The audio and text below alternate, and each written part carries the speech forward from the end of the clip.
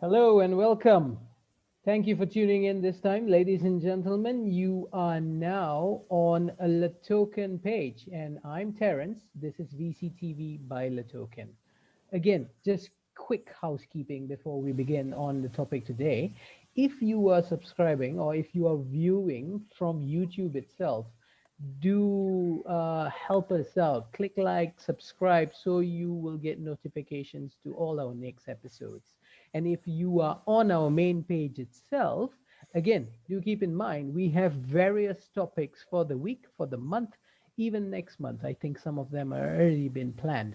So bookmark that, keep us in the loop, and just look into all the list of topics that you would like to see. Again, as always, before we start the show, it's just customary that we go around and kind of introduce our panel itself. So I'm going to start with Mohit. Mohit, do introduce yourself. Where are you from, the companies that you represent at the moment? Sorry, Mohit, can you hear us?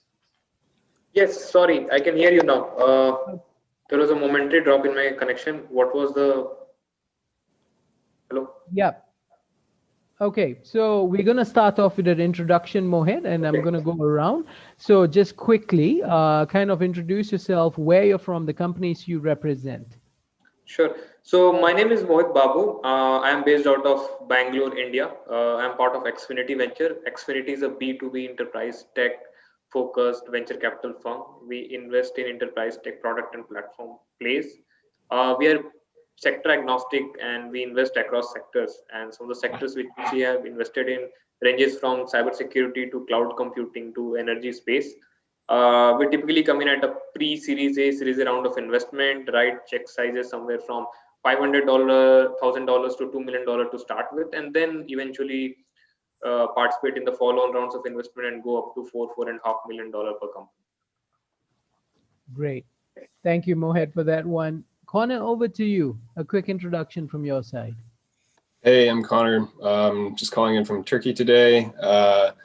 Projects working on mainly right now is a company called Liquid Star. I've been working on it for about a year and a half.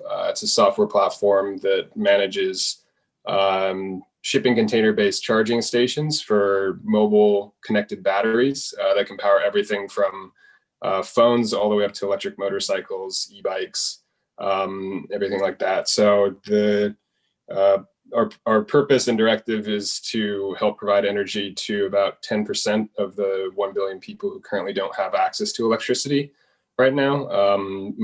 Mostly, burning kerosene, diesel, biomass, things like that. So we're working to solve that problem and move communities, completely flip them if possible to sort of electron-based economies. Yeah, and just a little context, Liquid Star came out of a company that we started about 5 years ago called Chain of Things, that we've been working on how blockchain can help support the Internet of Things to create more security, interoperability, and identity for devices. So we've been looking at problems of automation and what the future should look like for a while. And we're trying to direct bleeding edge new technology combined with newly commoditized technology to try to solve some of the biggest problems we're faced, mainly right now, the UN Sustainable Development Goals and SDG 7, which is energy aspect. It supports the other Sustainable Development Goals. So, Great. Welcome, Connor. It's very relevant to the topic that we're going to talk about today. I'm sure you'll give us lots of insights here. Moving on, Gary, a quick introduction from your side. Yeah, my name's Gary Fowler. Great to be here, Terrence. And I'm a serial entrepreneur and investor. I've done 16 companies. I've had 2 unicorns. I was on the original management team of Click Software, which was sold to Salesforce about 17 months ago for $1.35 billion. I'm also the co-founder of Viva, which is a $1 billion AI HR tech company. Right now, I am the CEO and co-founder of Get Shit Done Venture Studios, a Silicon Valley-based AI venture studio. My particular areas of interest are quantum computing, done a bit of work on batteries, chemical batteries, lithium fluoride, modular batteries, I use AI as, examples of new electricity, data as a fuel, and 5G as the turbocharger. So I also write a lot. I've written exactly 99 articles in the last year on AI and quantum computing. So I like to write quite a bit. And I'm a country boy from Pennsylvania. Right now I'm in Palm Beach in Florida, but normally I'm at my place in Silicon Valley. Nice. Welcome. Thank you, Gary, for being here. And again, it looks like the panel has a great mix to it. So we have from the Europe region, the Americas, and even the APAC side of things. So do bring up examples from your side of the region as well. Just diving into our topic today again, it's something pretty heavy and something very current that we are looking at, renewable energy and sustainability itself. Now, by the looks of it, it kind of starts off with the policy and the politics of it. Now, every region, nation, district will definitely have a different requirement and therefore a different variation in the whole environment, economic, social pools and constraints and all that. So I think it's kind of good to really start off with perhaps a brief assessment of the current, let's say, energy consumption or the energy ecosystem that they are seeing now. Perhaps from your side of things, Mohit, could you give us like perhaps of what's going on now? So specifically, if I talk about the region which I'm based out of in India, there is a significant government push for the adoption of the renewable energy, and this push has been there from past 2 years or so.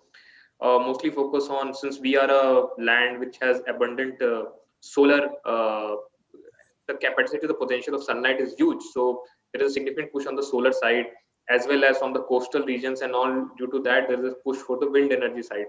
So government has been in terms of proposing a lot of subsidies and a lot of fundings for industries, or government industries as well as private players to come and set up their solar farms and all, with giving them a good enough subsidy, land at a cheaper rate and all those things. And this has been happening for 2 years, and which is very encouraging. However, what has happened that recent from past year or so, given the situation which we are in and the pandemic has happened, the overall consumption of power has gone down by around 25 to 30% in the region. And because of that, since the players are not able to fulfill or their existing capacity, and due to the oversupply, the focus from the players inherently in the region, which are either government players or private players, has not been there, even despite of the government push, which we think that would likely to come up, say, in next year or so once things start improving up. But yeah, as we all know that renewables has to be the next future, given the way we are heading towards the climate change issues and other things. So yeah, things are pretty encouraging in this region. Right. Thank you for that. You're right on that as well, Mohan. I do see lots of press coming out from your side. I mean, hence the constraints determine the policy, the developments, and all the priorities that take place as well. So, Connor, how about your side of the world? Then tell us a bit. Give us a brief assessment of what's going on there. Yeah, I mean, I'm just here temporarily, sort of floating around right now due to the situation. Our company is currently based in Hong Kong, also subsidiary in Australia, and we'll be like incorporating in a few other places. But the markets we work in are, quite all over the place. Mostly, I guess, in Africa. I mean, we're working in Nigeria, Benin, Kenya with the UNDP. Also projects in Indonesia. I guess initially from the government side of things, from a startup or a company in general's perspective, is that making the technology for a lot of these, I guess, different markets that need to change quickly, making the technology and getting people to use it is one thing, but it's a whole nother layer having to go in and work with governments, because each government in all these different countries have like a different kind of protocol that you sort of need to like understand and learn, working with local on the ground partners that help you understand that, and then how to correctly jump through the hoops. I mean, anecdotally, like Indonesia, you can't do any energy project unless you sort of have the blessing of this state-owned grid monopoly. So that's much different than how you would approach, launching an app or something like that. So but overall, I think it's definitely a positive thing. I suppose it kind of ties into one of the other questions that we had been thinking about regarding like the situation with COVID. One sort of analogy we talk about is like the global economy kind of got on a freeway long fender bender, where a lot of companies maybe, or cars might be like totaled out and are write-offs for insurance. And so the question is, if there are going to be injections of capital or bailouts to some extent over the next few years, where should that money go, and how should it be invested to build like sort of the next generation of like more, I guess, logical energy for the goals that we have. So it's I mean, if you're trying to find like a silver lining and everything, it's like, for what it's worth, the goals that the UN has set for 2030, it's like we have to supposedly do those anyways. This is kind of, I think, accelerated things to some extent, because now there's much more of an impetus to like get things going more quickly. So yeah, I mean, that sort of on a high level is what I see. I think certain new administrations in the US, if they follow through with things like, getting back into the Paris Climate Accord, or like injecting a couple $1 trillion into clean tech future, I think that will be very positive globally, because a lot of countries will tend to follow that lead, have been actually wanting to follow that. But now I think that if that comes to fruition, that will be very positive, hopefully. So. Right.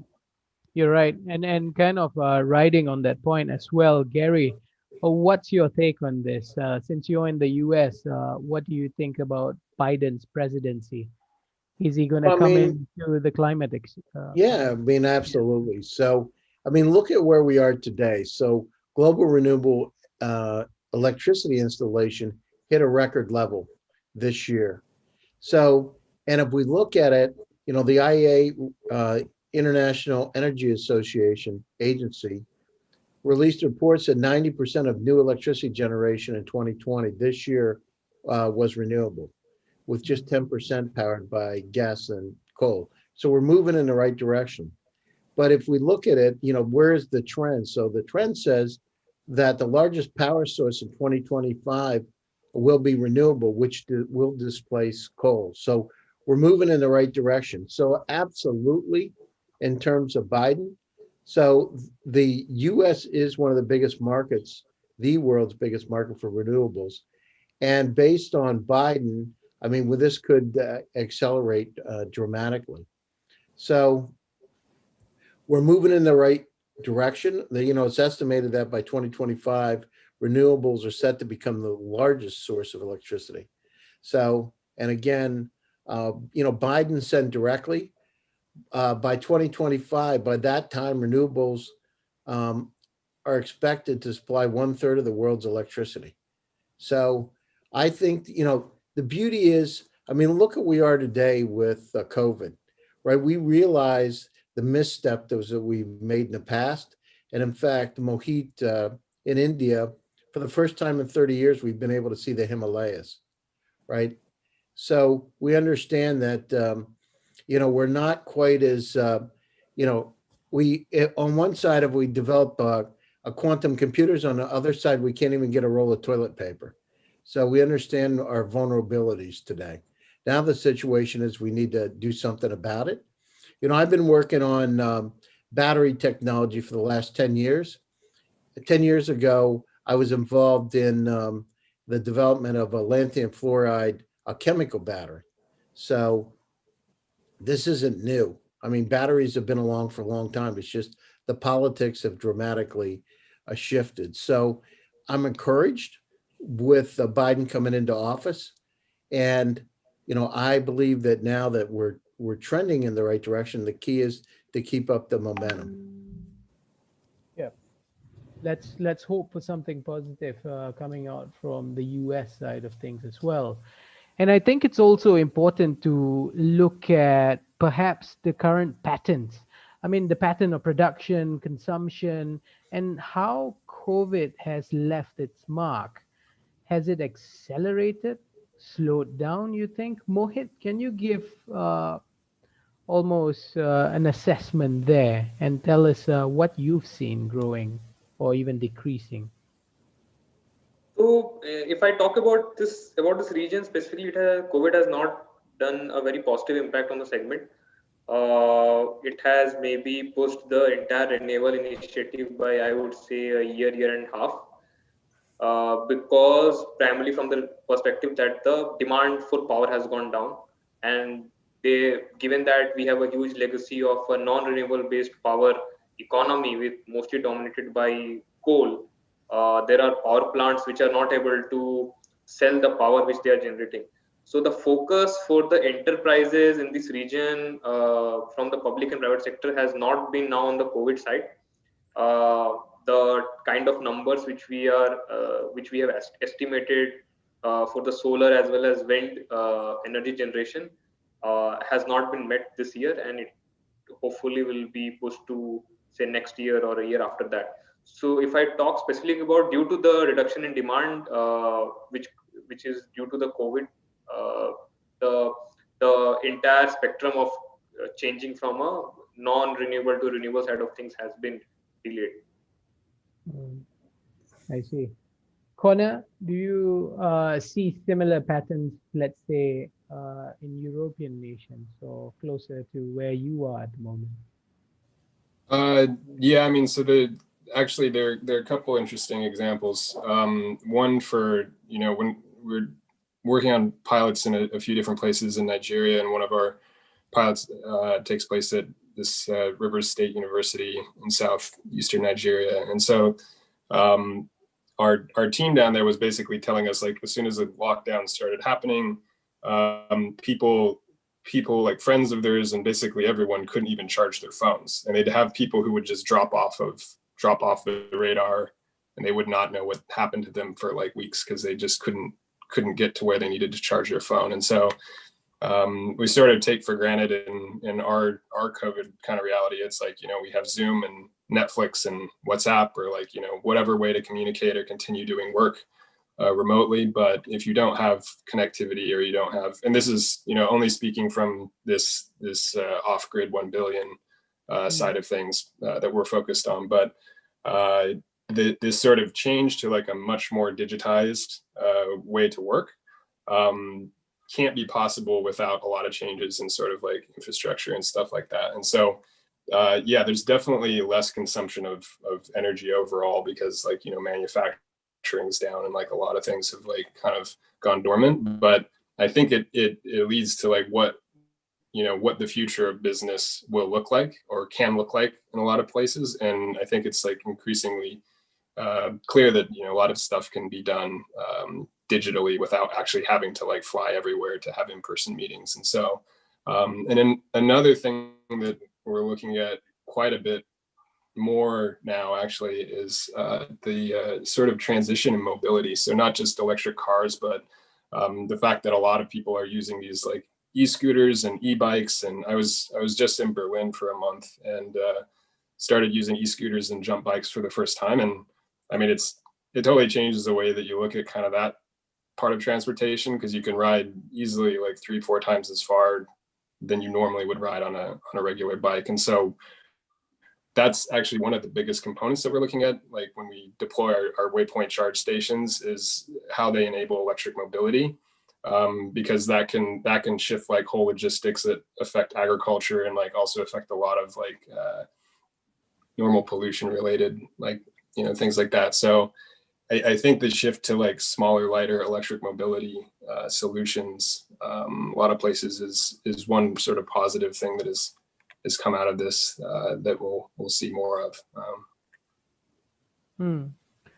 Gary, what do you think? Is this a trend, or is this going to be the good old days after the so-called pandemic?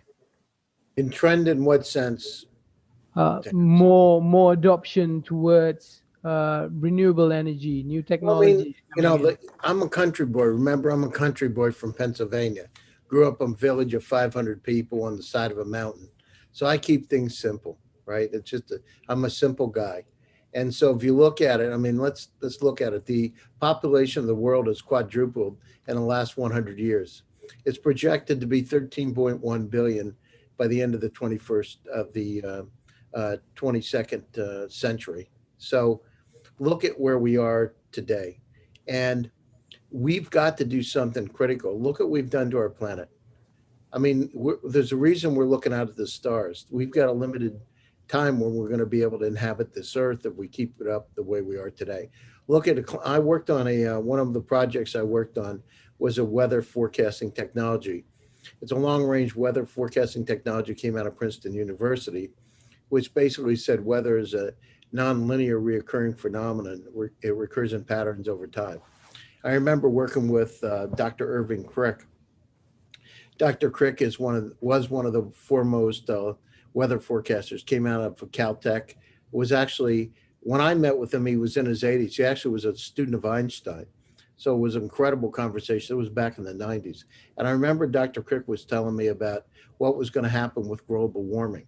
I mean, look, in Florida alone, it's forecasted that the sea level could be up 26 inches within the next 100 years. 26 inches. Well, if you look at Florida, I mean, most of it's underwater at that point. And now with the glaciers melting, we've got some serious issues. So everything's coming in. I remember him telling me, Gary, what'll be critical, and this is before people were talking about global warming. He said when the Gulf Stream slows down because of global warming, the food supply will start to change. And he said, watch. He said, Einstein said, when it snows in Europe, specifically in the UK, we have a problem. And it started to snow in the UK. So if you look recently, you'll see that. So we need to make some dramatic shifts. Remember, what we do today is not going to have an impact for probably 20, 25 years, for a huge impact. And if we don't stop it, I mean, nothing good's going to happen. Our potable water that we have around the world, the drinking water is going down, yet our population's going up. Food supplies. Look at what they're saying today. I remember when Dr. Crick was talking to me about this, he said, Gary, the breadbaskets will be Russia and Canada. And it's starting to come true. So we need to make some dramatic shifts, or, let's fast forward another 300 years when, we could extinct ourselves. I mean, it's not like option. I mean, we talk about colonizing other planets. We better step it up, right? So this is something it's not something that we can just, it's not wishful thinking. We've got to take action, deep action. Look at, we've had a respite over the last 9 months, 10 months, to be able to see what happens when people can't move around, and also the impact on, we're not, we talk about quantum computing, but we can't control our own destiny.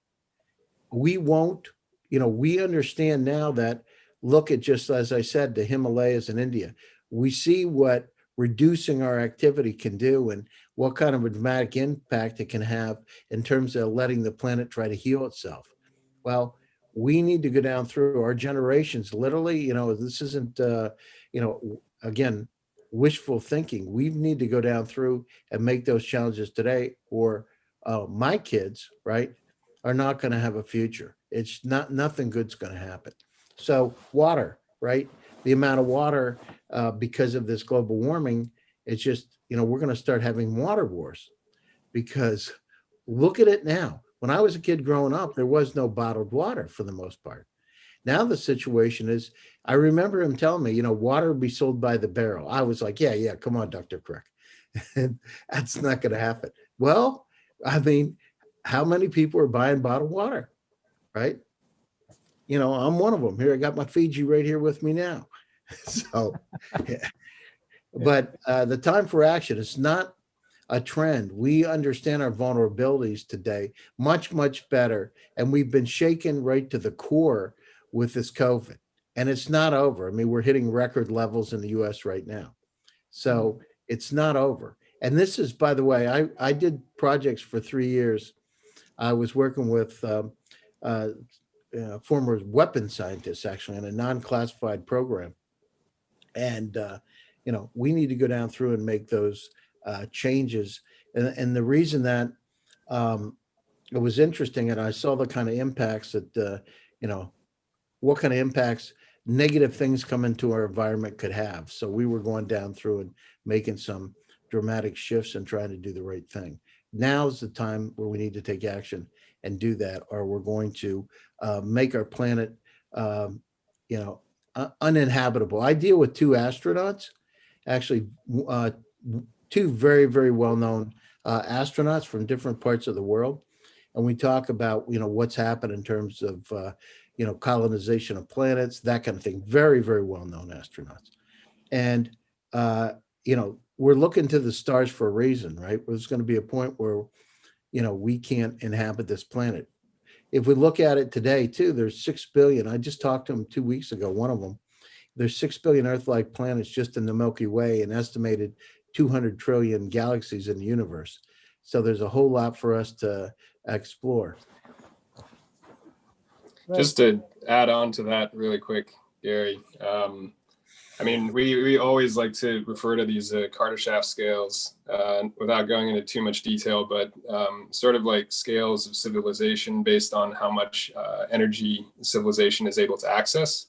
And so it's kind of a great way to oversimplify things, but we're in type 0. We're probably like 0.5 or maybe 0.75, but I guess the objective, at least within our time frame, is get to a type 1 civilization. So if you're in type 0, a lot of civilizations will hit that potentially, where they discovered hydrocarbons or something that they can burn to create a certain lifestyle, but it's definitely finite and comes at like a big cost. If you can get to type 1, which is a gigantic hurdle for most to get over, and many crash and burn before that happens, you're able to like fully utilize all of the energy that comes from your local star, and then sort of like exist in peace or balance with your natural environment without having to like cut down every mountain and turn it into like fuel.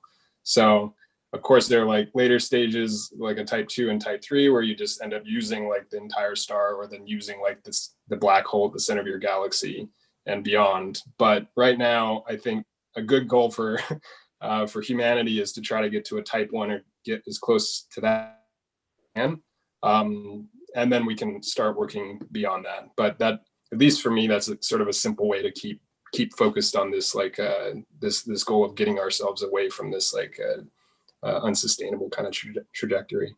And also to add to the population aspect, it's like the population is growing, but it's like the 50% of the poorest people in that population in the world are only account for about 10% of emissions, where it's like the top richest 10% are over 50% or around 50% of the actual emissions. So if we have that expectation, or if everyone in the world has the expectation of getting to a point where they have this sort of lifestyle that has sort of been pushed to, then we're going to need to change a lot of things, because we can't be flying around the world and having like overnight deliveries and like being able to like eat everything that we do if we keep going in this current trajectory. We can't get everyone in the world up to those standards. So I think that's important to note. Yeah, I mean the situation. Yeah, that's a great point. And I think, again, from that, the solutions to our problems today, as you rightly mentioned, requires that long term potential action. So I think it's kind of important that we look at some of the advances that we have now, and some of perhaps the cleaner energy technology companies that we see today. So perhaps we can talk about them for a bit now. I think we have seen companies like the traditional oil and gas companies kind of doubling down their efforts and putting more investments into the sector itself. But let's take that away from them, and let's talk about some of the new companies that you see. Mohit, Could you start this one and really perhaps just give us a glimpse on some of the companies that you see these days? Sure. Apart from the traditional plays, what I am seeing is a lot more activity happening on the metal air battery piece. We have also funded a company called Log9 Solutions, and they are into the metal air battery side. And one of the interesting concept what they are trying to do is they are trying to basically using water and aluminum. They are trying to produce an energy. Then that at a form factor that can be ported on a car, and it can be used for the mobility use case. Apart from mobility use case, there are use cases like there are huge power requirements for running the telecom towers, which are there for transversing the signal. So you have power backup there, you have diesel gensets and petrol gensets which are being kept. So they are also targeting that stationary power backup segment also. And very interesting phenomena. That a lot of research has happened on the metal air battery side in say late early 90s and early 2000s, but that technology has not become mainstream because of the limitation on the ability to extract the power or the energy from the theoretical energy density or the power density which these metals would offer.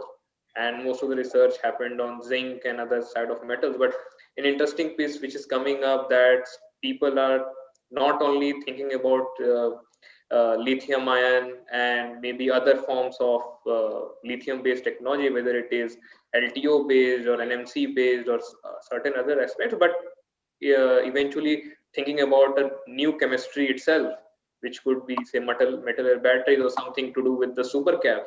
So I can tell you a company who is using graphene as the primary material to build supercaps in their early stages of development, and they are trying to benchmark their entire supercapacitor with the Maxwell supercaps on the lab result. The initial results are very encouraging, but the people are thinking about bringing new and new kind of materials on the entire spectrum, and think about how we can bring the some of the research which has been done in the old or the earlier days, and get to a more commercialized form of battery or the energy solutions. Right. Gary, do you see more advanced, cleaner energy tech coming from your side of the region? Do I see it? Absolutely. I mean, uh, I had a conversation with Shell Ventures, and I mean, they understand they got to get away from fossil fuels. They're looking at technologies that'll make a difference. So they're looking at advancements in battery, chemical battery technologies, for instance, that'll make a difference. So that, the good news is, I mean, think about the reason why we have challenges is because of money. Look at, when Nikola Tesla, I wrote an article, I think it was in Forbes magazine, about called Nikola Tesla's Dream Comes True, the democratization opportunity. And, when you have people like John Rockefeller and JP Morgan going against you because they're afraid that your vision of electricity is going to change everything and democratize it for the world, they can go against you. I mean, it's happened time over time. Now the situation, the winds of change have moved in a different direction. And those high net worth individuals, companies have now moved over and understand that they need to support renewable energy or they're going to die. And part of the reason is because of we've reached peak oil and we've moved now in another direction. So they understand it, and now we've got the support behind us. And this is an incredible time. I know I was working with recently the largest power utility in the United States with a modular battery that we have that could, basically, if you put it in your house, the whole idea is capture the electricity when the price is cheap and to be able to use it, capture it at nighttime and then use it during the daytime. And the other thing is, with solar, I mean, we even here, I'm in Palm Beach in Florida right now. Up until a year ago, 2 years ago, solar was not something that they allowed. You weren't allowed to generate your own electricity in Florida. Now that's like Dumb and Dumber, the movie. It's like, how could it not be, you wouldn't have electricity generated by solar when you've got 300 days a year that are sunny. Something's wrong with that picture. Well, it's just Right. greed. And so Mm. now the situation, because of the political consensus, things have changed. So what we have to do, we have to understand, go beyond greed, and we've got to really support it. And now here in the States with Biden coming in, he has a greener agenda. So I see it moving dramatically in a different direction. Right. I think to kind of work on that as well, I mean, what are other constraints and challenges that you see to achieve this new energy targets like set by the UNs and some of the bodies that you see there? Mohit, can you give us your thoughts on that? See, one of the things which was rightly highlighted and pointed out by Gary is basically the access to capital. So, new and new technologies and new innovations which could come up in the segment need some patient capital. And also, typically from the commercialization point of view, if you talk about the early adopters or early customers, in order to convince them to switch from, say, traditional way to the renewable energy side, they always look for and ask for what is the business benefit or the business impact. And when you talk about any early evolution, there is not immediate or a near term business benefit, business impact. The TCO tends to be on the higher side. So there a lot of government push needs to come up, or maybe some other sovereign push needs to come up in terms of subsidizing those, so that yeah, once the technology becomes mainstream and people start adopting it, and as you know, once you reach a scale, things and prices will fall, things becomes more affordable, more cheaper, and business benefits start coming in. And once that business benefits start coming in, people, there's an automatic network effect and a viral adoption of the technology starts happening. So for the initial push, I think the capital for innovation, and once the innovation is done and the commercialization has been achieved or the product has been reached to a commercial stage, then you need some government push to bring down the TCO for the end consumer and push the mass scale adoption. Hmm. Gary, do you see similar constraints as well? And where do investors typically come in into some of these newer businesses? I mean, where do they come into the businesses in terms of what, Terrence? What point are they interested in investing or what? Yeah, sorry, where and when do they come in the business itself? I mean, the situation is they're coming in from all kind of directions now, whether they're the energy companies. I mean, look at it. We've got, I mean, let's again, I'm a country boy, right? Look at battery technology. What's the biggest constraint we have in mobile phones and notebook computers? A lot of times it's a battery, right? It's really how many different objects in our universe today are battery operated. Hmm. So if we look at that today, how much consumption, this is like, the Google, right? So our cloud. So we've got the universe in terms of Luna, and then we got our own personal battery universe, if you will. How many batteries, how many objects do you have in your possession right this second that have batteries? You know, your notebook you're using, your phone you're using, all the different devices that you have in front of you. It's incredible. I mean, look how much we've expanded in our personal uh, battery universe in the last 10 years. I mean, we rely on batteries for a lot of what we do. And so now we're at a point where if you're investing, there's a wider universe to be able to invest in. I know for myself, I have 5 electric bikes. Today. I got 14 bikes, but I got 5 expensive electric bikes. And the situation with the battery technology, if I look at for my first one from Mahindra, that the Gen Z that I have, the technology that in that Gen Z compared to my giant bikes that I have now is, it's a quantum leap forward. It could be 20 to 30% efficiencies every year. The battery technology is one of the limitations. And we're being pushed because we have, for instance, on a mobile phone side, we're getting a lot more power every year, a lot more computing capability. At the same time, it can draw more electricity, so more battery power. So that's changing. And the situation is, it's because there's a market opportunity for it to shift and they can make money. So that's what's driving it. And we're driving it because we're consumers of battery technology. And so, again, it's a keep it simple, stupid thing. It's like, okay, if I'm an investor and it's a widening market, what do I want to invest in? Hello, right? So, and as I said, the energy companies are behind it, but it's not just energy companies. It's companies across the board. Look at, I don't know, how it is in your house, but I have three, four, five pretty large battery backup systems. I don't have a whole house battery backup because I wanted to do it differently, but I've got 5 of them throughout my house battery backup because I can't afford to be down. It wasn't like that 10 years ago. I had Right. one. Yeah. So I got duplicity in my battery backup. So I have my own cell tower, by the way, in my house. So because I wanted to make sure I had 5-star signals. So I went to the mobile operator, T-Mobile, and I got a cell tower, a mini cell tower put in my house. So, and I'm not glowing in the dark yet either. That's brilliant. I still have rechargeable batteries only at my side, unfortunately. So So, our lives changed, and I mean we're pushing the technology because the demand is up so much.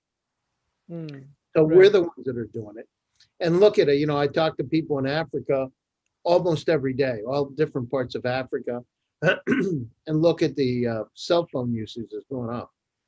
Mm, Well, that drives the demand for dramatically going up. That drives the demand for battery technology because what is it all about? We're seeking information every day. And the amount of information, as I've said multiple times, is about 40 zettabytes, which would, if you stack DVDs one on top of another, it would go 29 trips back and forth to the moon, and it's increasing at 61% per year. So mm, the amount of data we have that each of us has in order to you know, maintain our competitive state is increasing. So we need to process that information. So the need to have better batteries is dramatically increasing. We need to have portable devices with the battery technology being able to keep up with the computing power. right. Great. Thanks for that, Gary. Connor, we lost you there for a while, but just to give you a quick summary here, we're talking about the constraints and challenges that I think we're seeing today just to get to some of the targets that were set up by, say, the UNs out there and some of the countries and the heads of states.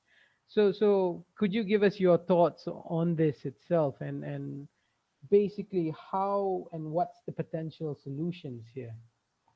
Yeah, I mean, I think, sorry, I dropped off for a sec. Yeah, I mean, that's an interesting question. I guess it's a couple different ways to look at it. Like one, probably the biggest reason, in my opinion, why things haven't moved more quickly is maybe not so much because the technology isn't possible yet. I think we're definitely getting there, but probably mostly just because there are just entrenched interests from incumbents that, and I don't quite blame them. Like billions and billions, like trillions of dollars have been spent on infrastructure that is like, designed to move liquid energy around the globe. And so you can't really, if you want to switch to the new thing, that's going to become a write-off at some point. I mean, you'll probably try as hard as you can to squeeze all of the utility out of that infrastructure as you can, just because of the investment. And it's not just investment, it's like the entire, like everyone who works for these companies are all like kind of trained to do that exact thing. So I can understand why it's been slow, and also kind of why, when you look at, I mean, to use Tesla as an example, it's like, it looks like a car, but it's very much not a traditional car once you actually like get in it. And when you compare that to traditional automotive manufacturers, it's like the amount of money that they've put into building like internal combustion engine related gear that runs that car, like transmissions and like all of this stuff. It's like they have 1,000 people departments that just like run that, and all of this infrastructure and investment they put only into building that. And so of course we would see this sort of gradual change with like, okay, we'll do hybrids, and then we'll do like a slightly better hybrid, and we'll kind of like work our way up that scale before we have to do the thing that we know we need to do eventually. just so that we maximize our previous investment. So yeah, I mean, it's tough. It's like when Tesla comes along, completely cleans the slate. It's all like brand new thinking, and that's, I guess, sometimes how you have to do it. But yeah, I like for us, we're sort of like, we definitely deal with batteries right now, but we're also not, we're not like, you know, taking a huge bet and like only securing ourselves to like one type of chemistry or technology like lithium ion or something like that. It's like, I think right now we view it as a horse race. And so we're watching all the different technologies as they come along, including like other storage technologies like hydrogen and fuel cells and solid state and stuff like that. And so, yeah, I think that the challenge, or what was that quote, is like, Americans will do, I'm totally saying this wrong, but basically will do the right thing after they've tried every other option. So yeah, it's easy for you know, the economy to get like stuck in one way. And Right. and I mean, it wasn't even that long that we discovered how to use hydrocarbons for energy that has gotten, you know, civilization to this level. It's like not long ago at all. So yeah, I think it will change, but it's just the threat of climate change and like everything else related to that is sort of this like slow creeping. I mean, I guess it's sort of like COVID. It's like if we had a pandemic where your skin falls off and like all babies die, I think that would have been a much, you know, people would have like changed things like immediately. But this is like, oh, is it real? Can you see it? I can't really see it. Like, so I think it's a little more gradual. But right now it's like I think it's becoming much more evident that things need to change very quickly. And then also it will just end up becoming like much more profitable and much more efficient. And another thing, not to go back to Tesla again, but it just is like, okay, so people at the end of the day want to keep doing the same things that they've always done, right? They want to do the same things. They want to be happy. They want to just do it like better, faster, cheaper, etc. And so they can only make compromises, even if they know it's the right thing. They can only like compromise their lifestyle and comfort to a certain extent before it just has to be better. And so like what happened with that is like, okay, electric cars, even though that's, you know, one part of the problem, you know, electric cars are just like not fun. And so what do you do to make it so that all of the companies involved in that industry cannot ignore it? You just make a car that's just faster than every single other like high performance internal combustion car out there. And once that is established, there's no going back. And like, there's no way that you know, consumers can look at things differently. And so I think, you know, for what it's worth, like people should, or like the focus to make whatever the new next better technology, just like better across the board, so that it actually makes people more excited. And like, you know, for what it's, you know, simply put, go faster than the person next to you. I think that is an important thing to consider as we make this shift. Like, it can actually be a lot better, but it's like the focus on that will get people excited and actually will you know, shift large bodies of consumers to using the right next thing. So Right. I think Tesla makes a good example, and lots of companies are out there to kind of follow through as well. But again, like the show that we have on today, lots of companies, they are smaller than the Teslas out there. They are at the startup stage. They are looking at you for advice. And to those companies who are coming out with potential solutions to perhaps the current environmental problems or within the topic and the scope today, what would you tell them about the whole investing community at the moment? Where are you guys looking at? Is there a particular area of interest? Where's the current attention and the flow itself? Perhaps, Mohit, you can give sort of a glimpse on this. Sure. There is a lot of activity because people have figured out the lithium ion piece. So people are, or the investors are now looking for alternate chemistries and forms, whether it could be solid state or metal layer or any such other battery segments. And also there are a lot of investment activities happening on the end product, which is the consumer side of vehicles, whether it could be a B2B fleet operator or it could be a company trying to act as an OEM and try to supply or direct reach out to the consumer with a better performance vehicle to that front. So a lot of activities are happening in that segment. Uh, if I talk about my venture capital firm, we are specifically very interested in looking out for alternate chemistries. We have already made one investment in metal air battery, and which has a super cap play, but we are actively looking for alternate chemistry, and we feel and we believe that given that how some of the countries have cornered a certain supply chain of a particular form or a chemistry of battery, there needs to be a market on evolution of alternate chemistry, which is required to cater to the global energy requirement. So yeah, anything in the alternate chemistry side is very interesting for us. Great. Gary, how about your side? What, Yeah, I mean, the same. yeah, Go ahead. no, just over at your side of the pond. I mean, what are you looking at and how is the investing going about? What's the area of focus? Yeah, so at GSD, we look for companies around the world. So we're not limited to any one particular geography, Russia, Ukraine, Africa, anywhere, Indonesia, Dubai, we have offices. So we're looking everywhere. And the situation is, but it goes back to fundamentals for us to keep it simple. I mean, the situation is we're looking at teams that we have that have a product market fit. We look at three stages of a startup. One is acceleration, where they go to the MVP, they've got product market fit. Two is regional dominance. But then the third is when they're ready to go global. That's where we focus. So what am I looking? I'm looking at companies that have some revenue because I know I feel confident they have product market fit. We may have to tweak the company, 20%, but 80% of it's down. And we're looking for companies that, again, the basics, that have the right kind of team with the right stuff that really can do it.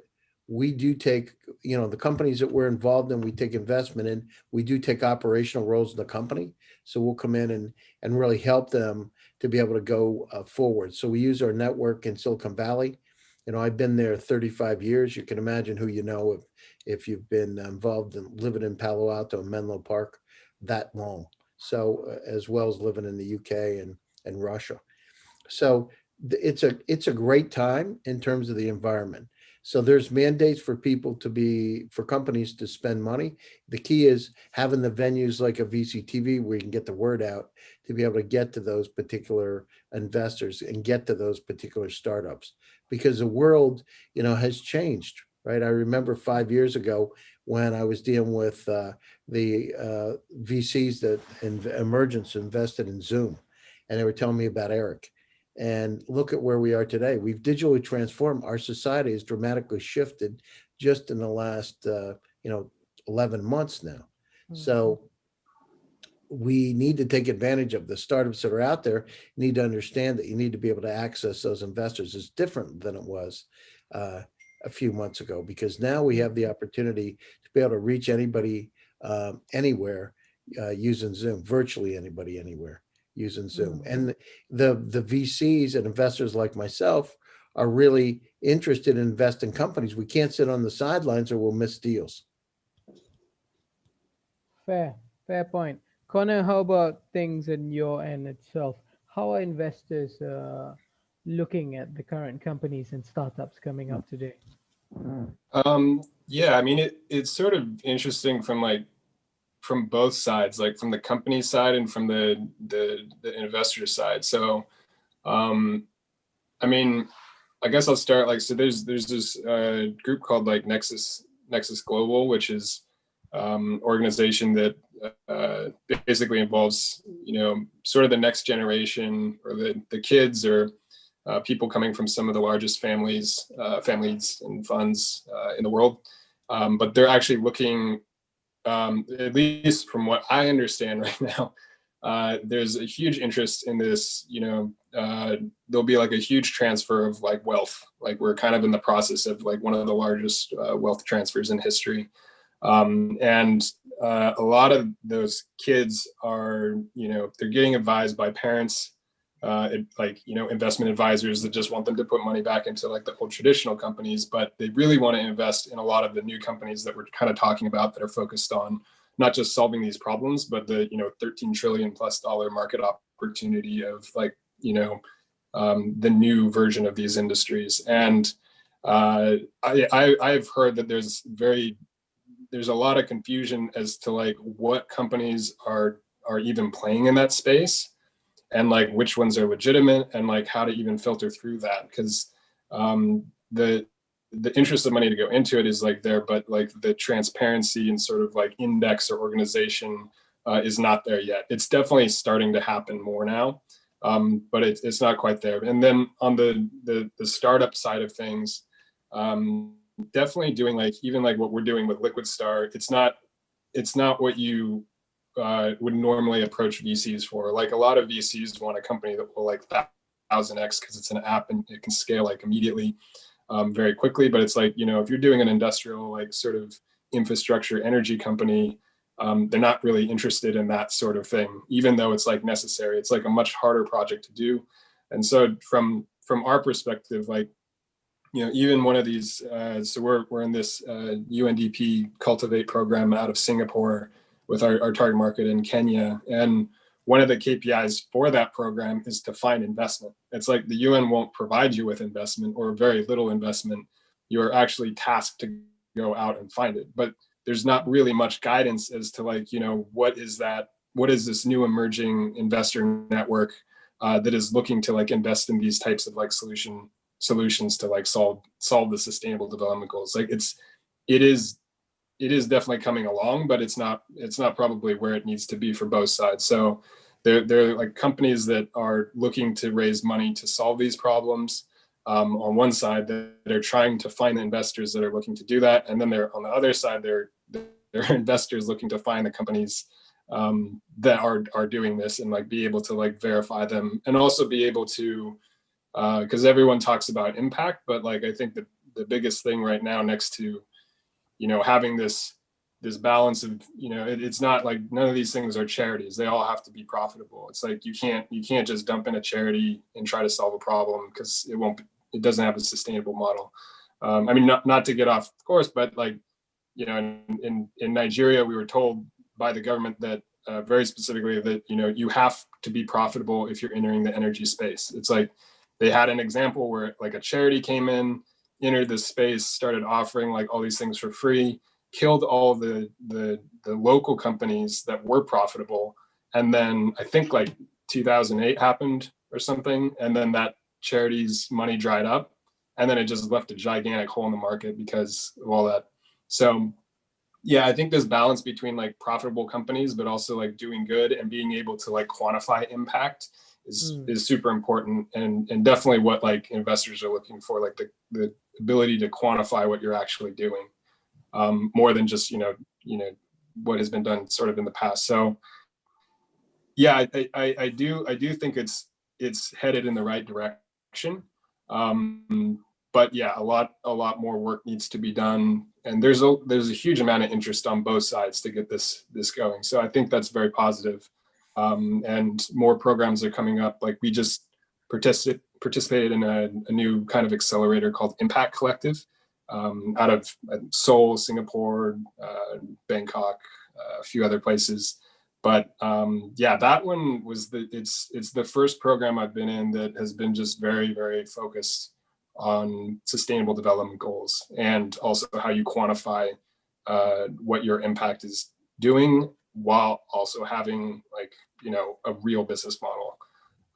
So yeah, overall I think it's headed in the right direction, but there's definitely work to do to just have more transparency and indexing on both sides. Okay, that's great actually. And rightly so. We are also at the tail end of our show. Now we have about 1 or 2 minutes to sum it up. So I'm going to go around to the panel and kind of ask if there is any plugs that you would want to give out to the audience there. And let's finish it off differently. What's perhaps your top top three of what's going to impact and make that change. Your predictions. Mohit.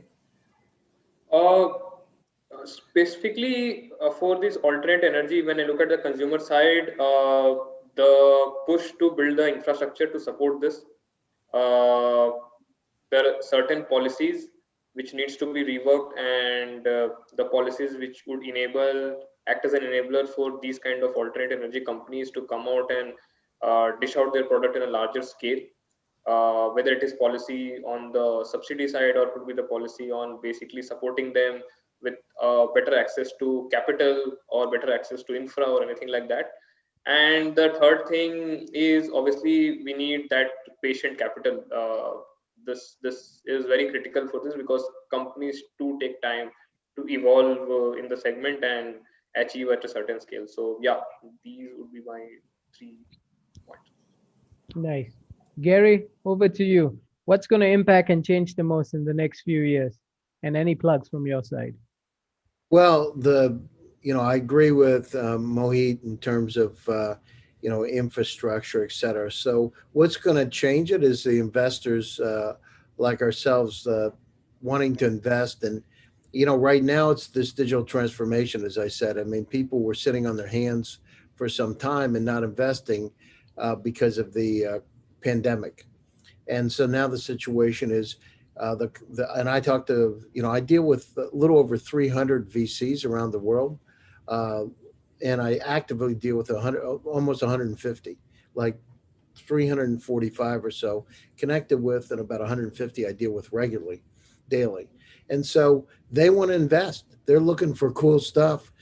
When I talk to Shell or I talk to power companies and the largest power company in the United States, I mean, they're looking for opportunities to invest. They're looking for those technologies. The situation is connect the dots. How do I get to those folks? How am I able to present my products or services to them? And that's where the challenge is, especially now with this digital transformation. So in terms of where we are, so I started two of the top accelerators. I started one in Russia. I lived in Moscow and St. Petersburg for almost 14 years. I actually went to university in Russia too. So I think that, think differently and look for where there's opportunities around the world or technologies that can help. I deal with Nigeria, I deal with South Africa, Dubai. I'm looking for those technologies, mine them everywhere. So anyhow, with GSD, what we do is we help those companies go global. I've got in my standpoint, I've got 16 companies, actually 17 as of today, companies in our portfolio. And what we do is we use Silicon Valley as a port to the rest of the world. So if I want to raise money from the Docomo, which is the largest telecom company in Japan, I deal with my contact that's the CEO of Innovations in Palo Alto. If I want to get money from Magna out of Graz, Austria, one of the largest contract manufacturers that make Toyota Supra, BMW, was it Z4?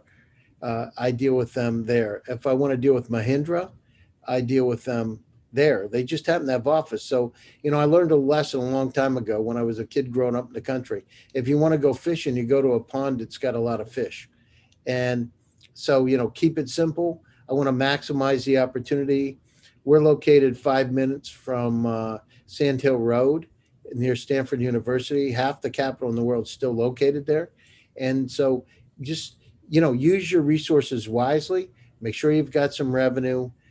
Make sure that your mindset is to go global. And that's where we come in with GSD. By the way, if people want to reach out to me, they can get me on LinkedIn, Gary Fowler, Twitter. They can write to me. I've got a couple of shows, GSD Presents. And also I highlight the top startup in the world every 2 weeks. And it's supported by some of the top VCs in Silicon Valley. So happy to talk to folks. Thanks, Great. Terrence. Great.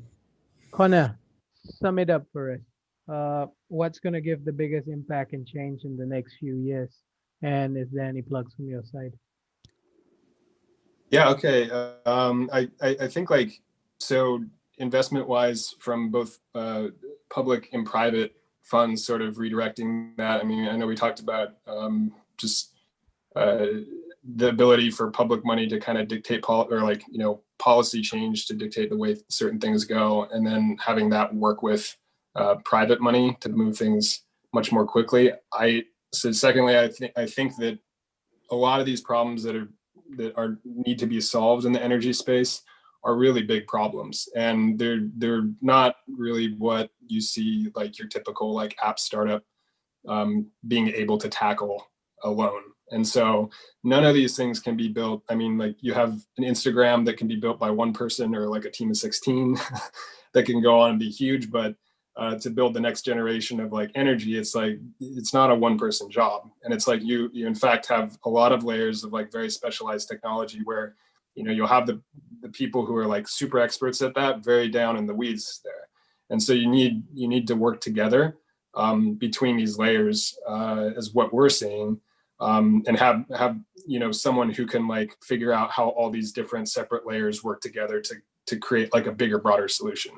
And so I think a lot more collaboration in that sense is necessary. And then I guess also trying to think of the last thing. I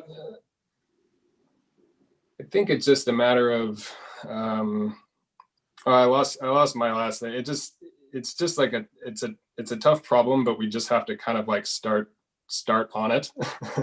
Right. And there won't be one single silver bullet for it. So I think a lot of trying a lot of these different technologies is good. Like, you know, hydrogen, for example, there's a lot of sort of shade put on hydrogen right now, but maybe it's not ready today, but it could be in 5 years or more.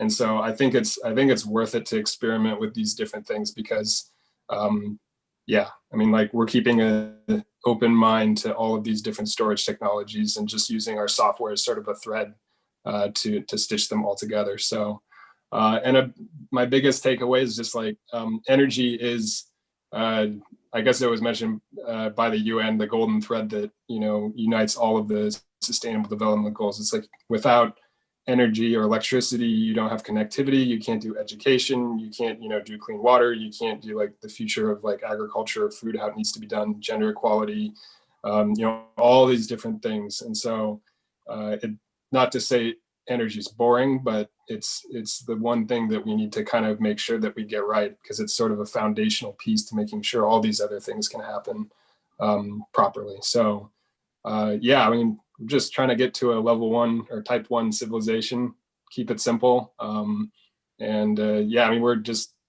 completely focused on that 2030 goal for the next 10 years. So Great. It's not too little of time, but it seems like it's long enough time that we can see some major changes because we need to. So, yeah. Yep. So let's work towards that goal. Gentlemen of the panel, again, thank you for your thoughts and insights on the topic today. And for those of you viewing out there, again, this is VCTV by Latoken. Join us on the next show. Do click like and subscribe and find us wherever you can. Thank you again and have a great day. Bye-bye. Take